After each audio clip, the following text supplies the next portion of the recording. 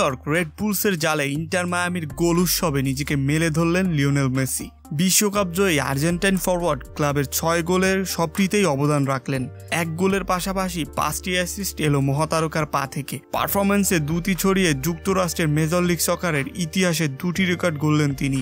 রোববার সকালে নিজেদের মাঠে 6-2 গোলে বিশাল জয় পেয়েছে মায়ামি। ফ্লোরিডার ফোর্ট লডেলের চেস স্টেডিয়ামে মেসির পাশাপাশি নজর কাড়েন লুইস সুয়ারেজ ও মাতিও রোহাস।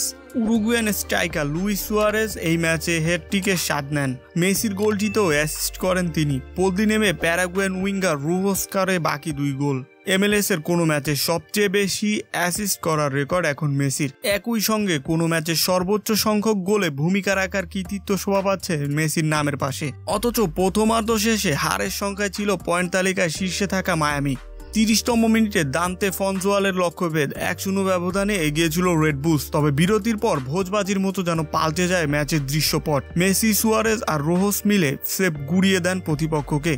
ফলে গত মার্চে রেড বুলসের মাঠে 4-0 গোলে বিধ্বস্ত হওয়ার প্রতিশোধটাও নিয়ে নিল মায়ামি। ওই ম্যাচে অবশ্য চোটের কারণে ছিলেন না 36 বছর বয়সী মেসি।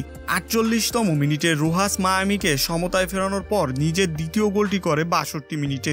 দ্বিতীয় গোলের যোগানদাতা অবশ্য মেসিই ছিলেন। তবে 50তম মিনিটে রেকর্ড 8 বারের ব্যালন ডি'অর জয়ী ফুটবলার নিজের নিশানা ভেদ করেন। এরপর এক পেশে লড়াই হয়ে ওঠে কেবলই মেসি আর সুয়ারেজময়। মেসির সহায়তায় মাত্র 12 মিনিটে হ্যাটট্রিক পূরণ করেন লুইস সুয়ারেজ। যথাক্রমে 69, 75 ও 81তম মিনিটে জাল কাঁপান তিনি।